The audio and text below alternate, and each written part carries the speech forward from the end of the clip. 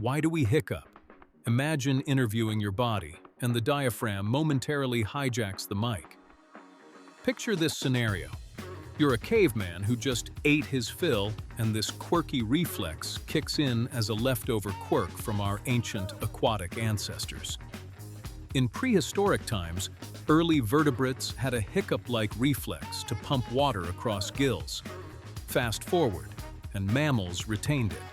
No longer useful for breathing, but arising due to overdrinking, spicy foods, or abrupt excitement.